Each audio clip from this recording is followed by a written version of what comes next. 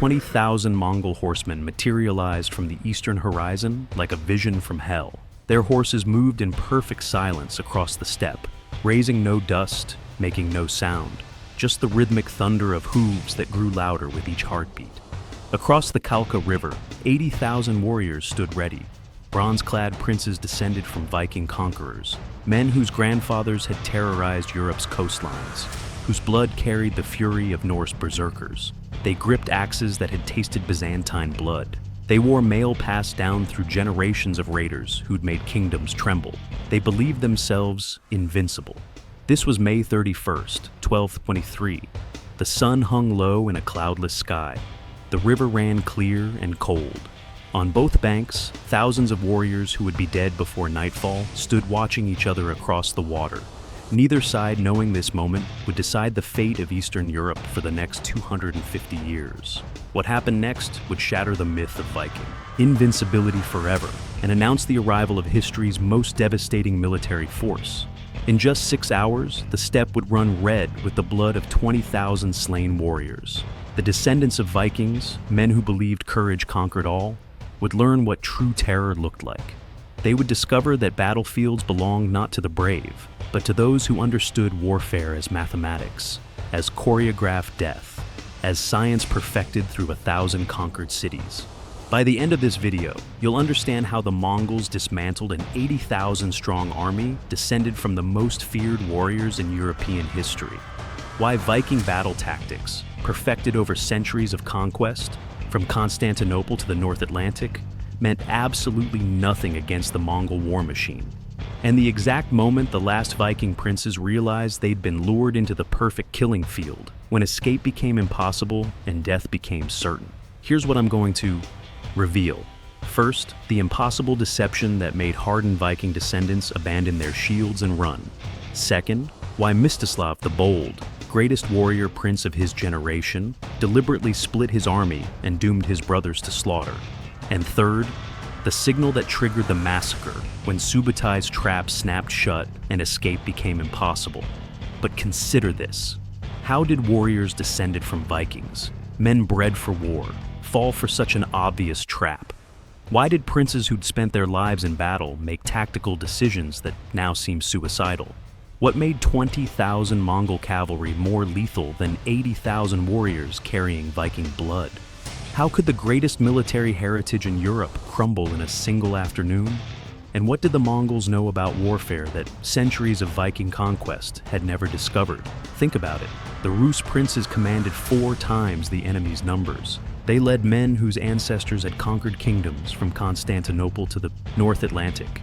Their lineage traced directly to Rurik, the Viking warrior who'd forged an empire from Nordic fury and Slavic strength.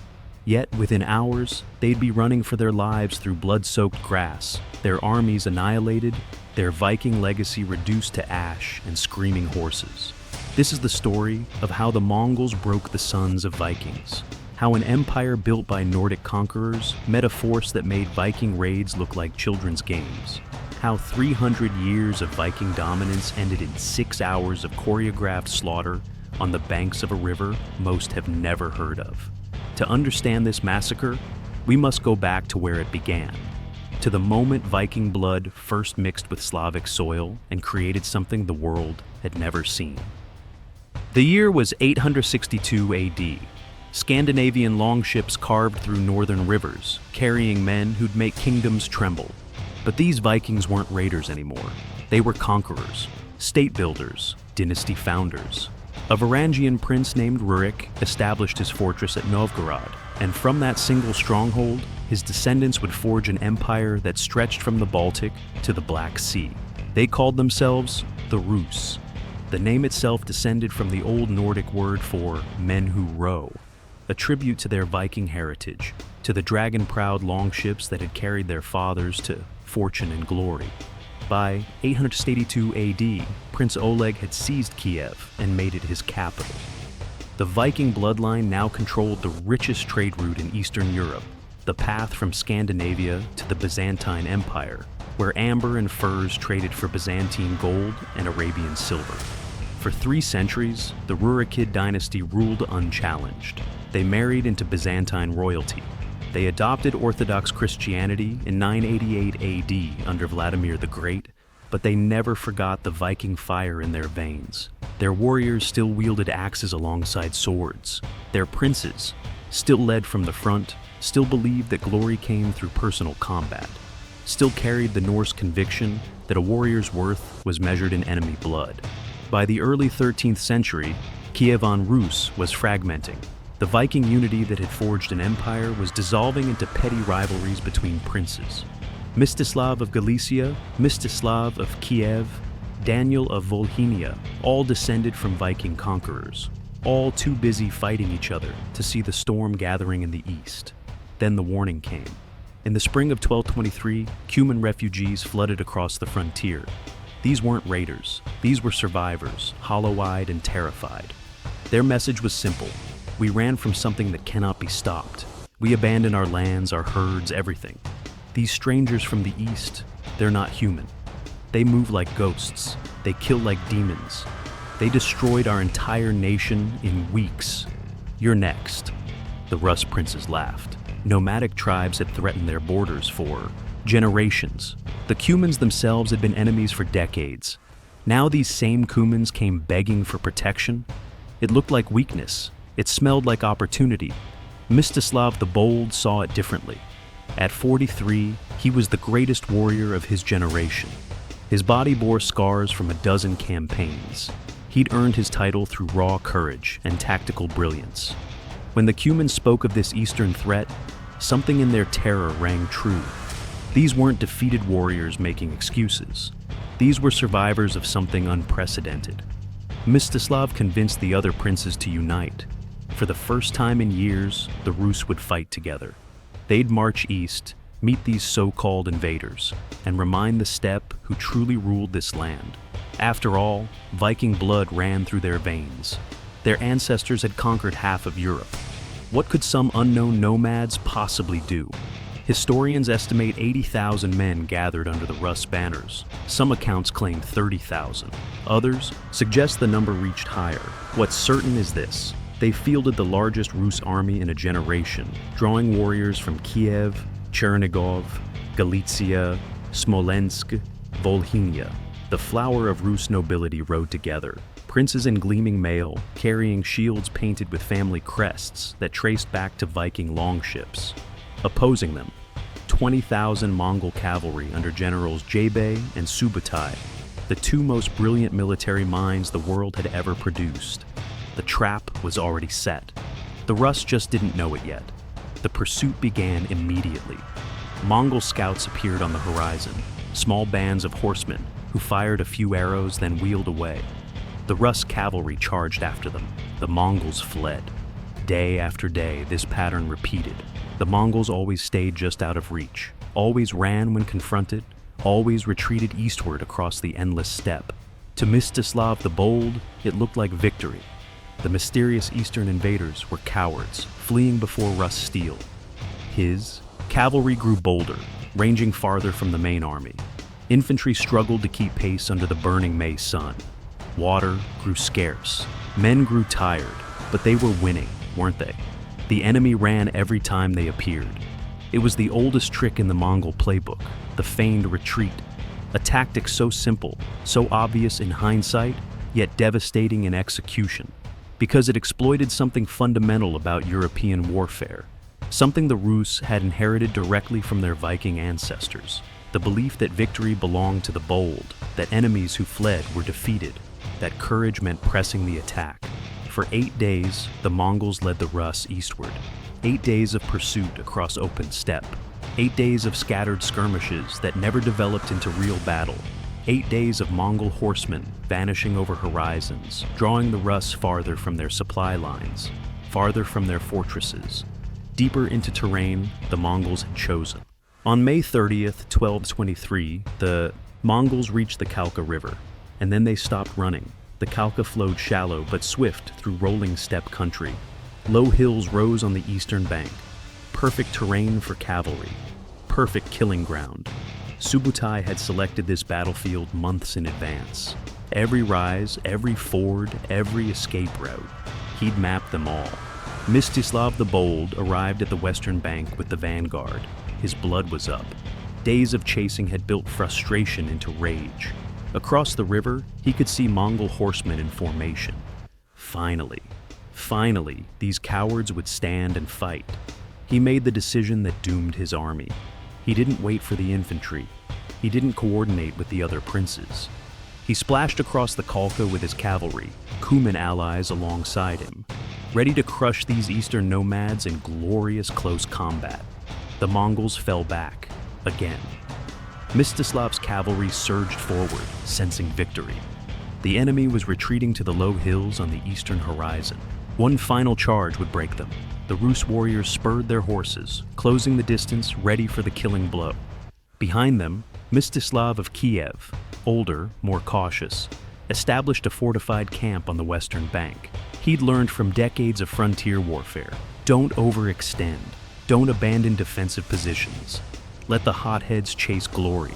He'd protect the crossing and wait. Neither Mstislav realized they'd just done exactly what Subutai wanted.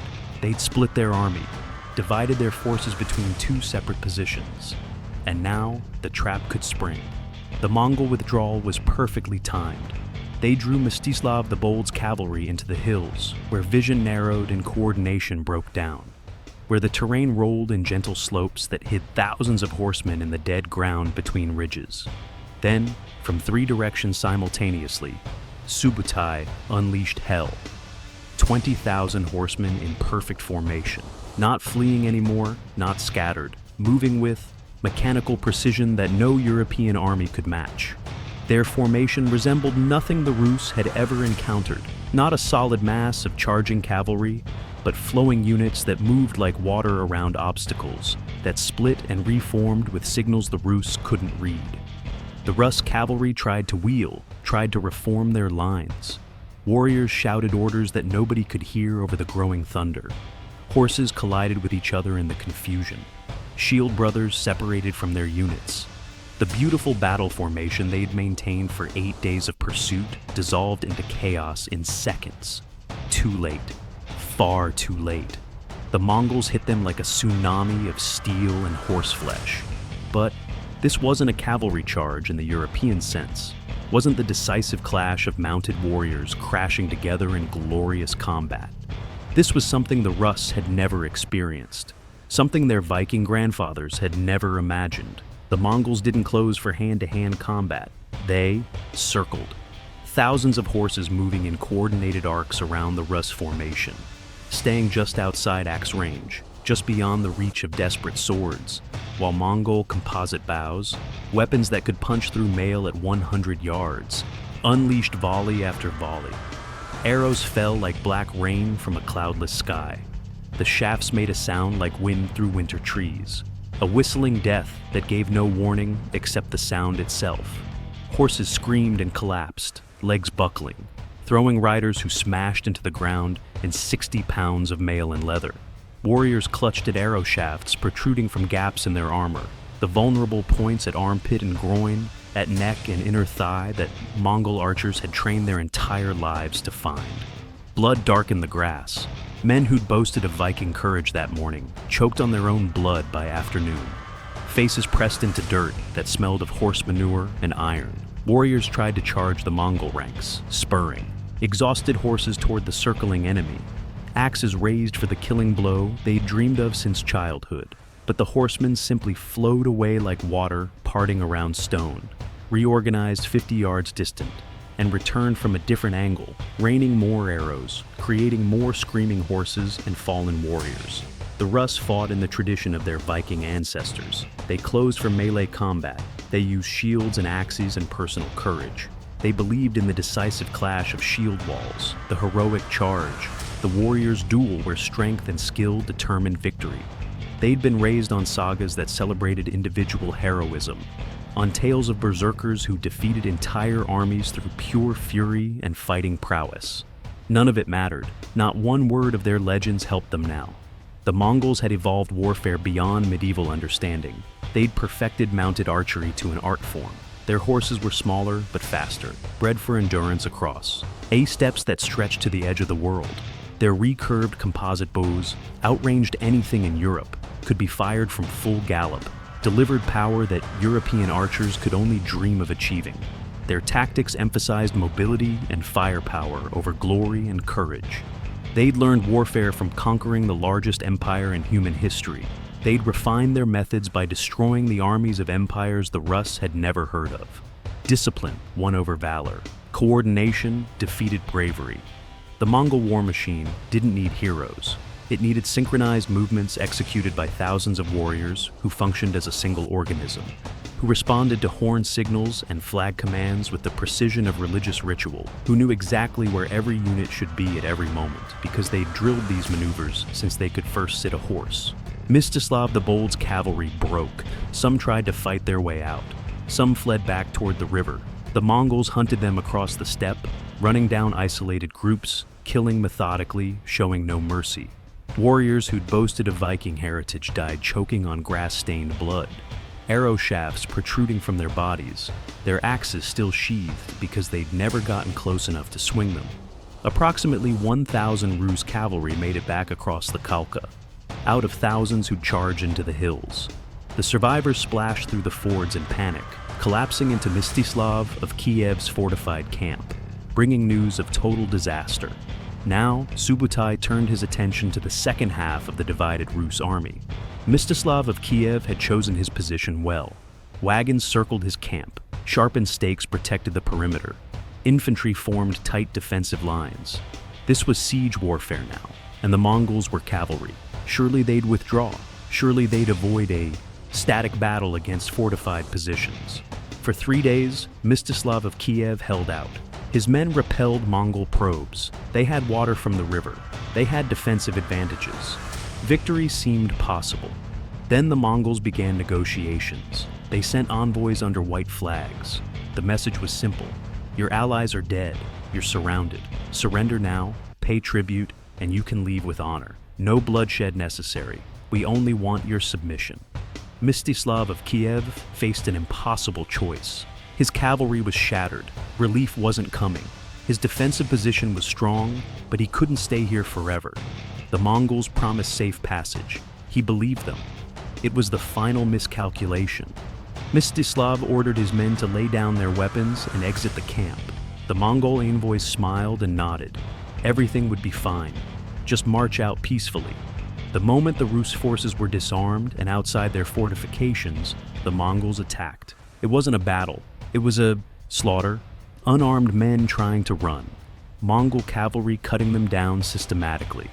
Warriors whose great-great-grandfathers had burned monasteries across Europe, now begging for mercy that never came. The Mongol generals saved special treatment for the princes. Mstislav of Kiev and the other captured nobles were laid on the ground. Mongol warriors placed wooden boards across their bodies. Then they held a victory feast on top of the boards, drinking and celebrating while the weight slowly crushed the princes beneath them. It was the traditional Mongol execution for royalty, death without spilling noble blood. By sunset on May 31, 1223, approximately 20,000 Rus warriors lay dead. Sources claim only 1 in 10 soldiers made it home. The flower of Rus nobility was annihilated. The greatest army the Viking descendants could muster had been systematically destroyed by a force 1/4 its size. Mstislav the Bold survived, reaching Galicia as one of the few princes to escape. He'd witnessed the total defeat of everything his ancestors had built. The Viking legacy of unstoppable conquest had met something more unstoppable. The martial traditions passed down from Scandinavian berserkers had proven worthless against Mongol coordination and technology. The Mongols didn't pursue. They'd accomplished their reconnaissance mission. They'd tested their tactics against European armies and found them wanting. Jebe and Subutai rode back east to report to Genghis Khan with a simple message. Europe is weak. When we return, nothing will stop us. And they did return.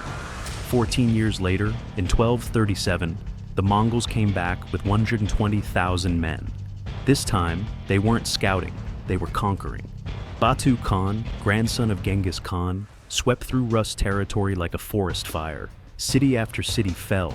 Ryazan, Vladimir, Kozelsk, Moscow. The princes tried to unite, tried to replicate the army they'd fielded at Kalka. But they'd learned nothing. They still fought like their Viking ancestors, with courage and personal valor and heroic charges. The Mongols had perfected their war machine even further. In December 1240, Kiev itself fell. The great city built by Viking princes, the capital of Rus power, was reduced to smoking ruins. Chroniclers recorded that, of 50,000 inhabitants, only 2,000 survived the siege. The golden domes of churches collapsed under Mongol catapults. The palace where Rurikid princes had ruled for 350 years burned to ash. The Viking legacy in Eastern Europe didn't end. It transformed. The Rus princes who survived became vassals to the Golden Horde, paying tribute, receiving permission to rule from Mongol Khans. For 240 years, the descendants of Vikings who terrorized Europe lived under Mongol domination. And here's what haunts history. It didn't have to be this way. The Battle of Kalka was a warning, a clear demonstration of Mongol superiority. 14 years between that disaster and the full invasion. 14 years to adapt, to learn, to evolve their tactics. They never did. They couldn't abandon the Viking ideal that victory belonged to the bold, that courage conquered all, that personal heroism mattered more than coordination. Pride killed them. Tradition doomed them. The refusal to adapt destroyed 3 centuries of Viking achievement. The Mongols conquered every empire they encountered, not because they were more numerous, not because they were more courageous, but because they'd evolved warfare into science while Europe still treated it as art, because they valued coordination over glory, tactics over tradition, victory over honor. The sons of Vikings learned this lesson in 6 hours of slaughter on the Kalka River. Their grandsons learned it again when Kiev burned. By the time Rus finally freed itself from Mongol rule in 1480, nearly 250 years later, the Viking Age was a distant memory. The berserker fury was folklore. The longships were legends. What remained was Moscow, a city that rose from the ashes of the Mongol conquest, a state that learned from Mongol administration, Mongol tax systems, Mongol brutality. The Russian Empire that would eventually span continents bore more resemblance to the Golden Horde than to the Viking kingdoms of old. The Mongols didn't just conquer the Vikings' descendants, they erased the Viking way of war from Eastern Europe entirely, replacing it with something colder, more efficient, more terrible. And it all began on a spring day in 1223, when 20,000 Mongol horsemen taught 80,000 warriors that courage without adaptation is just another word for extinction.